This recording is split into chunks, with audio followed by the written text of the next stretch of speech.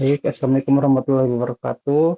Pada kesempatan kali ini, saya Bambang Riswanto akan menjelaskan artikel ilmiah yang telah saya buat bersama rekan-rekan saya di grup 5 kelas LABA.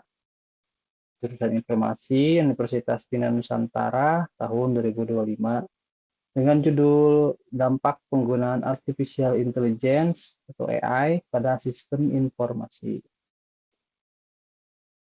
Adapun latar belakang dari pembuatan artikel ini, yaitu kemampuan AI dalam memproses informasi saat ini itu sudah terbilang sangat cepat.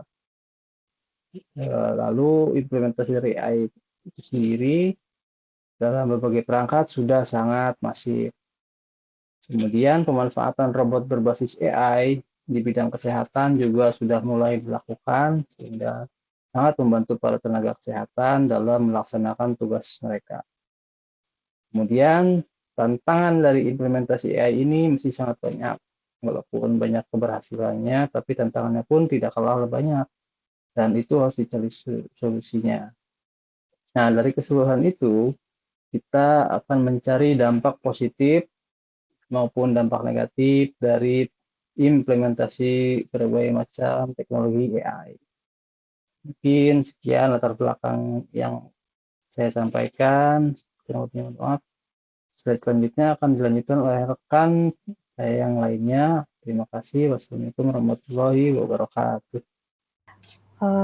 Oke. Oke, selanjutnya masuk ke metode penelitian. Nah, dalam metode penelitian ini kami menggunakan metode penelitian kualitatif deskriptif, yang mana metode ini dipilih karena untuk mendapatkan pemahaman yang mendalam terhadap fenomena yang diteliti, yaitu pengaruh AI terhadap sistem informasi.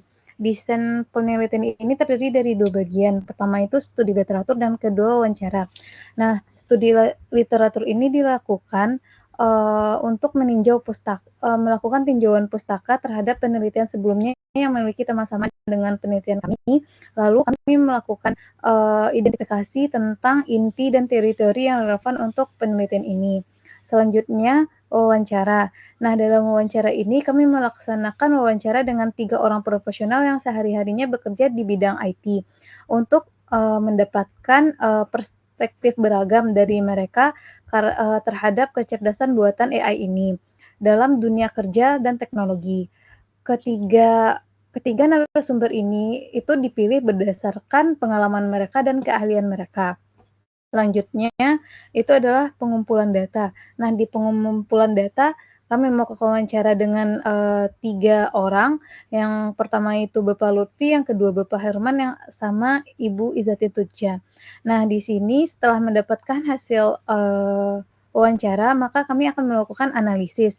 Nah, analisis ini merupakan tahapan yang dilakukan untuk mengolah dan memahami informasi yang kami dapatkan dari narasumber. Selanjutnya itu adalah kesimpulan. Nah, di kesimpulan ini kami lakukan ketika setelah analisis itu selesai dilakukan, maka kami melakukan perangkuman terhadap poin-poin kunci yang kami dapatkan dari wawancara dengan mengidentifikasi tema-tema utama dan yang berulang, serta mengaitkan hasil analisis dengan tujuan penelitian. Dalam penarikan kesimpulan itu, kami mempertimbangkan juga perspektif yang beragam dari masing-masing narasumber. Sekian untuk metode penelitian, boleh lanjut ke bagian selanjutnya. Terima kasih.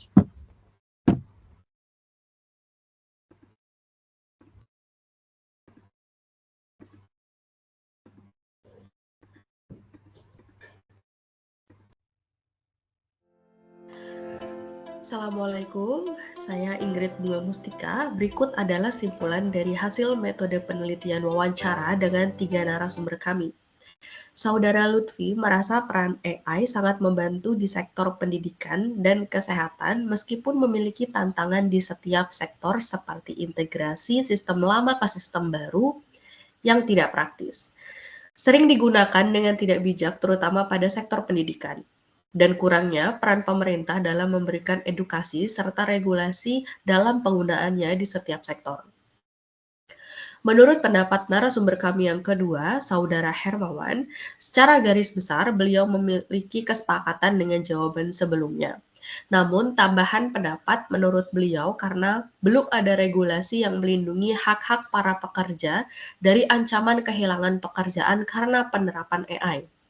Selain SOP, regulasi, dan standarisasi, pemerintah dirasa perlu terjun secara langsung dengan berbagai sektor dalam pemanfaatan AI agar tercipta kolaborasi yang efektif dan bertanggung jawab.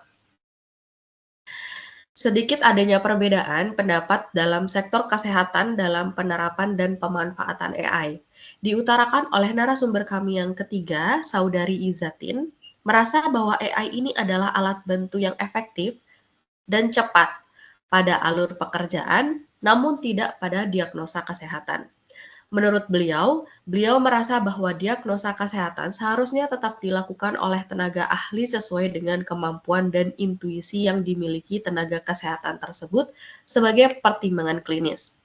Dibantu oleh intuisi pasien yang menyadari apa saja keluhan dan perubahan yang dirasakan pada tubuhnya. Hal-hal tersebut menurutnya tidak bisa tergantikan oleh bahasa mesin seperti AI. Selanjutnya, kesimpulan penelitian ini akan disampaikan oleh rekan saya Febrianti.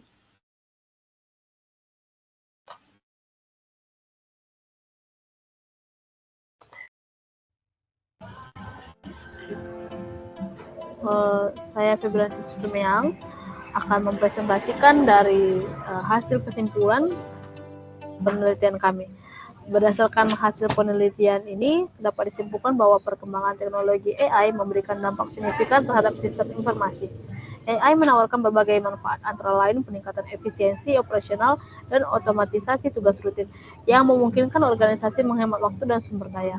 Kemampuan AI dalam menganalisis data secara cepat dan akurat juga berkontribusi pada pengambilan keputusan yang lebih baik. Namun, perkembangan ini juga menghadirkan tantangan yang tidak dapat diabaikan. Masalah privasi data dan keamanan informasi menjadi perhatian utama, terutama dengan meningkatnya jumlah data yang diproses oleh sistem berbasis AI. Oleh karena itu, untuk memaksimalkan manfaat AI sambil meminimalkan risiko, diperlukan pendekatan yang seimbang, kebijakan yang jelas dan praktik etis dalam pengembangan serta penerapan AI sangat penting untuk melindungi hak-hak individu. Langkah-langkah ini menjadikan AI berfungsi sebagai alat yang efektif dan aman dalam meningkatkan sistem informasi di masa depan. Penelitian ini diharapkan dapat memberikan wawasan berharga bagi pengembang teknologi dan pemangku kepentingan lainnya dalam menghadapi tantangan yang ada. Demikian presentasi kami dari kelompok 5 kelas laba. Jika ada kesalahan mohon dimaafkan. Terima kasih.